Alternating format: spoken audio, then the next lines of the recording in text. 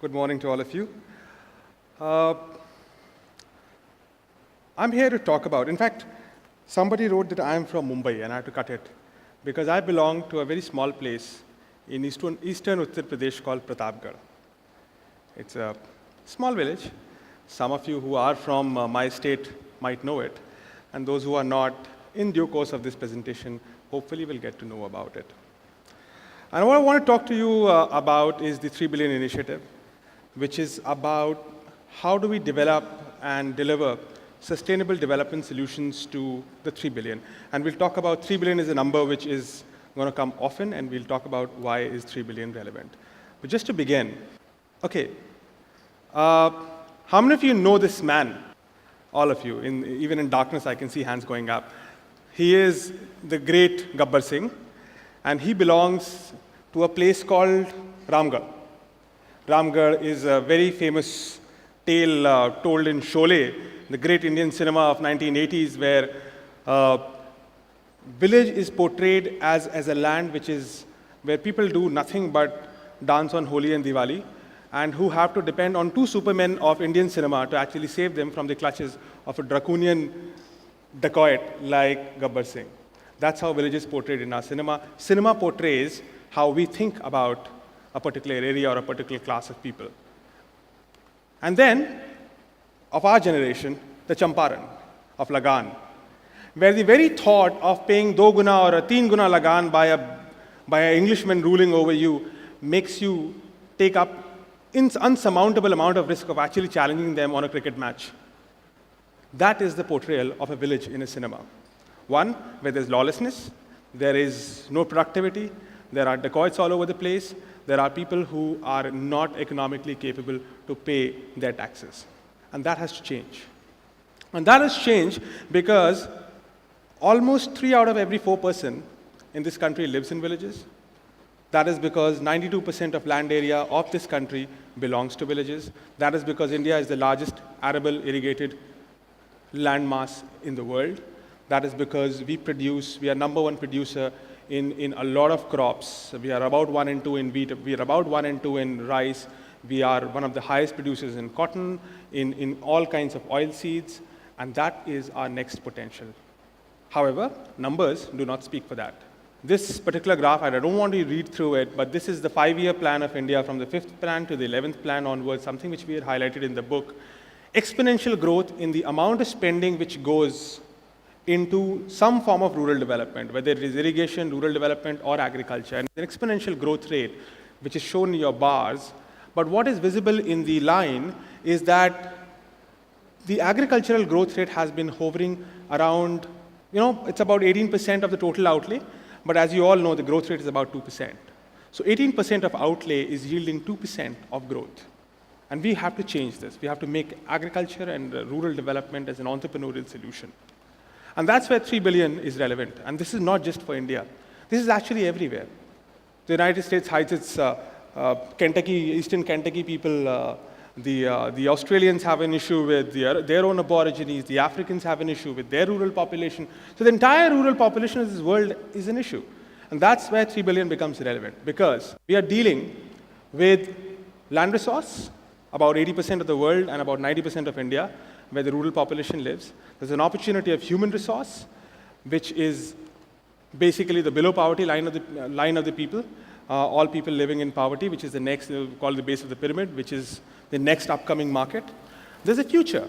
There's a future. The young people, the young crowd amongst us, and the people who are going to be added in the next 30 years, 40 years, which is the expected population addition by 2050. Young people who are not even born yet. And then environment. The tons of CO2 being emitted into the global community every month. And that all these numbers are 3 billion. 3 billion rural people of the world, 3 billion below poverty line people of the world, 3 billion expected population rise by 2050, 3 billion kilograms of carbon dioxide added every month by anthropogenic, human-generated activities. And that is the challenge we are trying to address. And I just want to dispel one doubt, and that is about trickle-down. A lot of us who believe in the theory that trickle-down does work, here's a research which we did for the book. And I'll just translate in one para. To translate $6 of wealth finding into the pockets of the BPL or the poor, or the below poverty line people of the world, you have to actually generate $1,000 worth of growth in the world income. So $994 of that are going to go to the people who are already rich, and only $6 is going to find trickle down. Trickles really, really slow. And then there's a challenge of environment, as I was telling you about. If all of us start living like an average North American does, average American does, if the Indians and the Chinese and the Africans start living like all of us, there was a study which was conducted to find out how much of land resource would be needed to actually take care of our waste, to take care of our food, to take care of our water needs, and that came out to be 6 planet Earths. So unless we plan to inhabit the solar system in really quick time, we need to find solutions which are not only entrepreneurial, but also eco-friendly.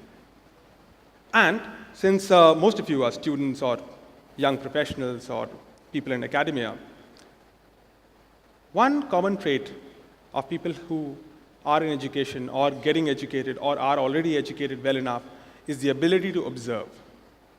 If you go to Africa, the cradle of human civilization, or in fact, where humans started off, when you say hello to a person, you don't say hello. What you say means I observe. And to start making a change, you need to start observing. And I want you to observe something. And I want you to observe this picture, which is on your left and right screen. And this is something which I have clicked in a place where we operate one of our rural development systems in a place called Loni, which is in Maharashtra, which is a Western Indian state, very close to a place called Shirdi, which is very important for a variety of religious reasons. And this is a farmer who is growing sugarcane. Now notice the Gandhian topi on his head, very famous these days. Notice the plow, which is basically somewhere around 19th century reminiscence of technology. Notice the fact that the plow is being pulled by 2 women. Notice the fact that one of those women is wearing a school uniform. And if you can notice the fact that the women are bare feet while the man has got shoes. And this is in the heart of India's one of the most industrialized states. Technology, education, women empowerment, even shoes does not reach to a common man. And notice this house, barely visible to your right. This is where this man lives. And we, as a part of our survey, went to this man is called Babu Rao, and we went to his house, and very hospitable people, and they give you something which they call a Kala Sharbat.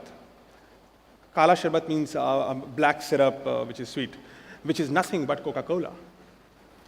Coca-Cola reaches that man's house. The modern fairness creams are reaching that girl's dressing table. Markets have access to this man's house, this man's kitchen, this woman's dressing table. But all this development, all this technology which we talk about does not have access to him. How do we change this? There's this immense learning which corporations and the way corporations have reached out to people's houses and to people's lives, which development, government, and people who are working in the NGO sector need to learn from.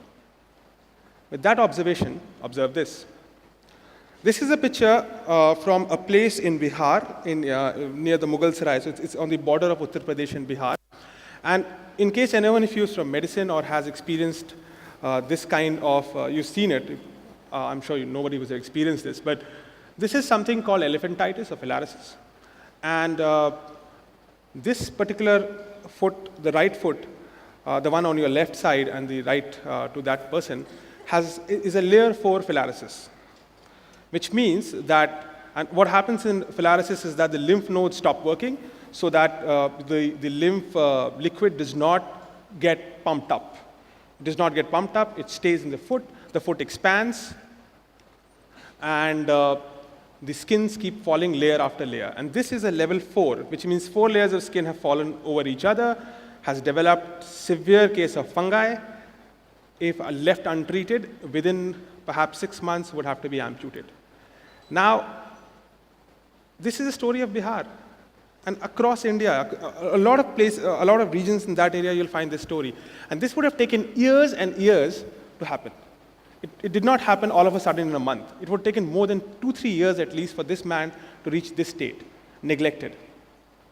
And here's this child who has a similar problem. This child is called Budna, and it's a case of leprosy going, again, untreated, and the hand is twisted backward. So we decided, what's the problem there? What's the problem in this particular village in Bihar?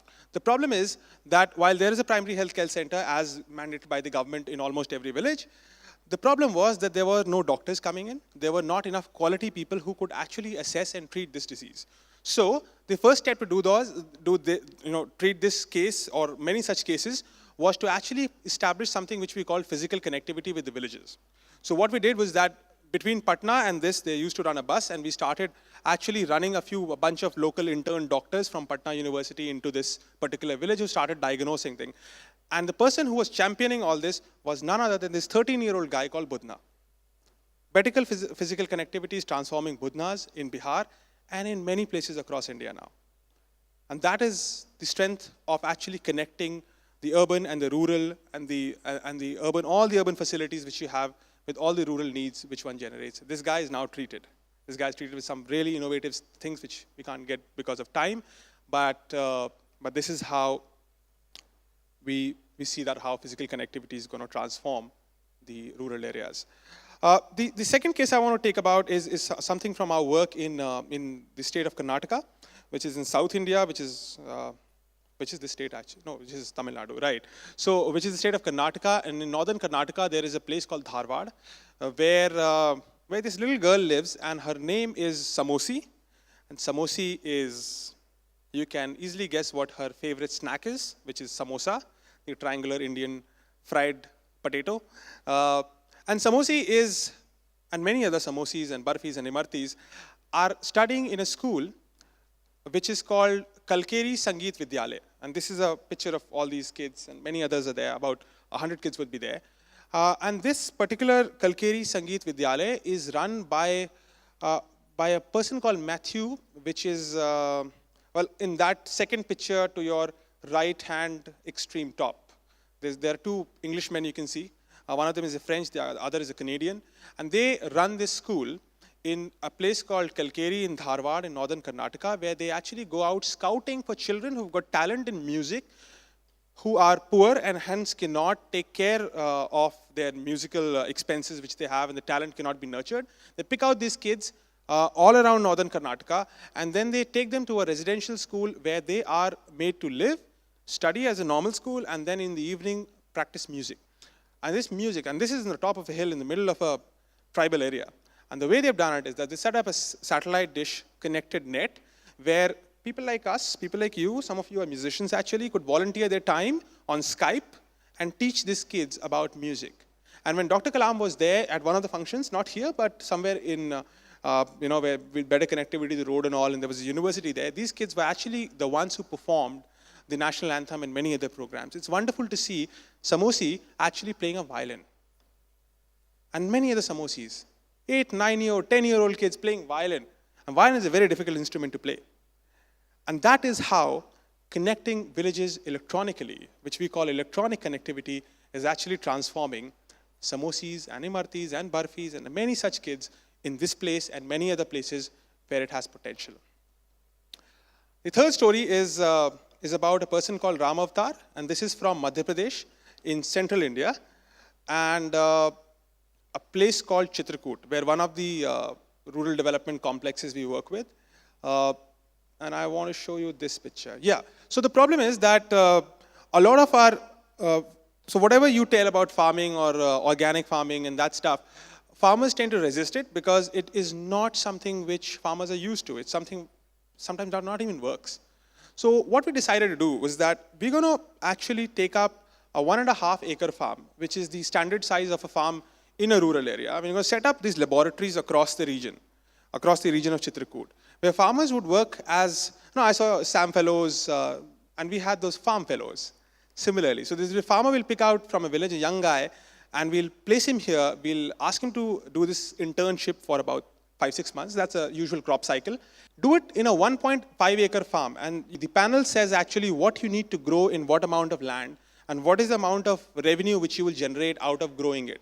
And the idea is to break even, is to actually make profit in a family of 5 after taking care of all the expenses, including education, healthcare, clothing, and all that stuff. How do you use your farm? And 1.5 acres is an important parameter because that is the average landholding size which a farmer has. So learning by doing helps. And hence, no matter if you can create physical connectivity, you can create electronic connectivity, but unless you ride it with the right information, right knowledge, nothing yields. And knowledge has to be customized for the common man. Knowledge has to be customized for the last mile village. And that is how knowledge connectivity is helping Ram Avatar and many other Ram Avatars in that region and many other regions transform their lives by managing their farms. And the last one is the story which I personally like the best. These two girls, let's call them, I'm not going to name them, but let's call them Sarita and Vinita. And this is again a place in Maharashtra where we operate from. This particular place where they're standing is actually a temple. So I was there on a trip trying to do a survey of how societal changes happened because of the rural development initiative which we took. And comes a young woman, much of your age is, must be about 18 years old. And she comes up and says, I want to show you something. I want to show you, and you must see it today. And you'll have to travel 5 kilometers, and you must do it. Sometimes in life, you gather the best experiences out of accident. And this might be the accident. So I said, let's go. And we went there, and she took us to this daycare center. This temple is a part of that daycare center, which a bunch of local women run. Most of these women are not so well educated. And they manufacture papad and all that stuff, and they sell it to take care of their children. Surprisingly, there was no man. There was no husband. So the question starts. The story is that in that region, which is a tribal region, and it's a standard practice in Indian tribal land, that women are married at the age of 12, 13, 14. At the age of when we were playing Super Mario and Contra, perhaps, they're married. And in this case, these women were the ones who lived on top of the hill, and hence more tribal. And they were married to men who were living on the bottom hills, the lowlands, which had more money. In most cases, at least in these cases, these men were truck drivers. Truck drivers and truck drivers is a community which is the highest incidence of HIV and AIDS in this country. And these women were unfortunately, at the age of 12, 13, married to men twice or thrice their age as their second or third wife with HIV, contracted HIV from their husbands. The husbands passed away. The women were younger, and of course they have contracted HIV, but they're still hanging on. And then when the husband passes away, they are treated as something called Mata Ka Prakop, which means the curse from the god. So they are thrown out of their in-laws because the in-laws think that they are bad omen, and that's why their husband died. They will never go back to their original parents because of the fact that this is not a standard practice in tribal areas. In fact, this is not a standard practice in a lot of rural areas. So these women are stranded with one child, 2 children perhaps, or perhaps one inside them, one outside. At the age of 16, 17, what were you doing at 16, 17? At 16, 17, out there, fending for themselves. And that's when they got together. And that's what, thanks to the effort of a medical university which operates this rural complex, they got together, they started asking for their rights, and India is a country where women have those rights in case such a situation happens. They fought for their rights, and they got the right funding over a time to set up this daycare center where all these children operate.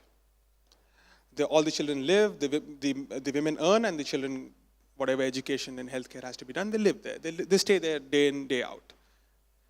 Sarita and Vinita, let's call the purple one, or there's some whatever color you call it, pink, purple.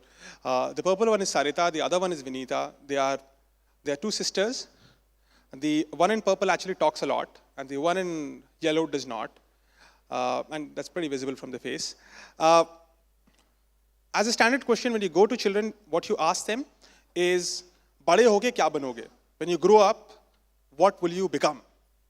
Big question. What will you become? What is your ambition?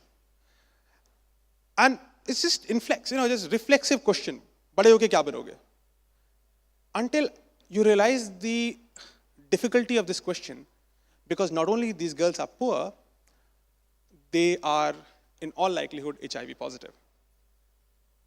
But let's not talk about the despair. At 8 years of age, this girl answers, the one in purple, and I'll say in Hindi and then I'll translate for you.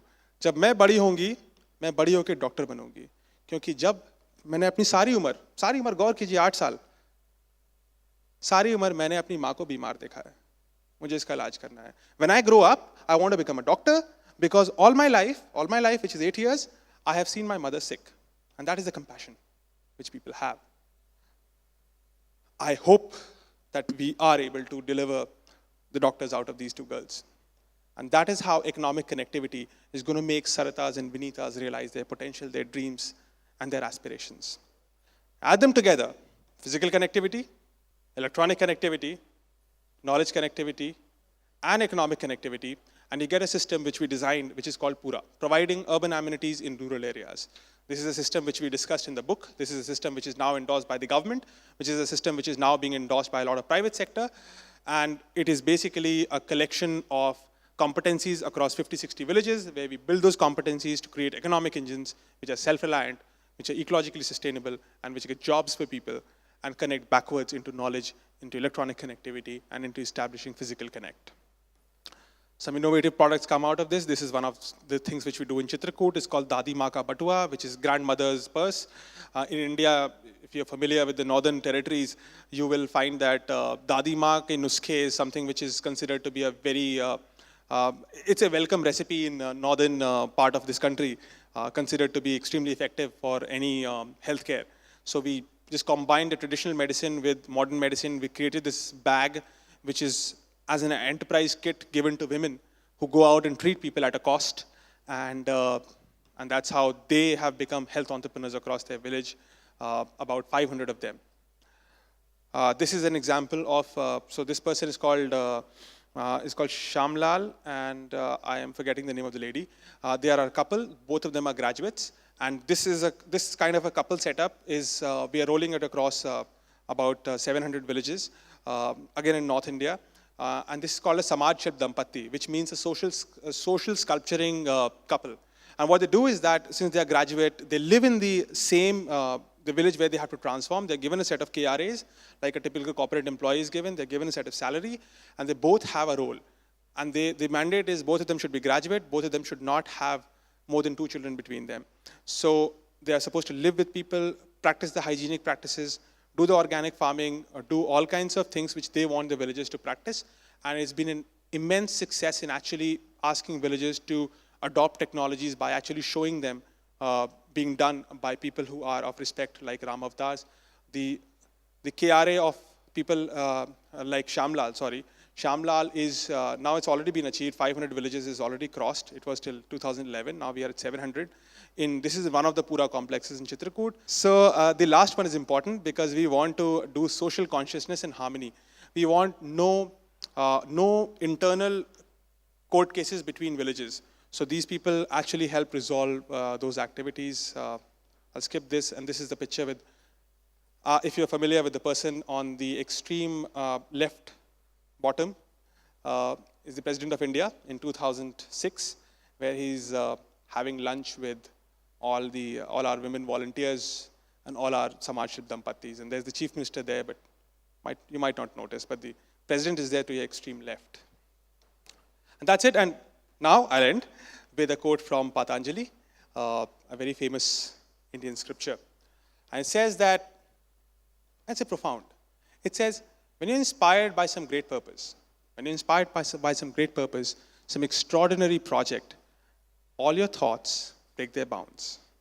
Your mind transcends limitations. Your consciousness expands in every direction. And you find yourself in a new, great, and wonderful world.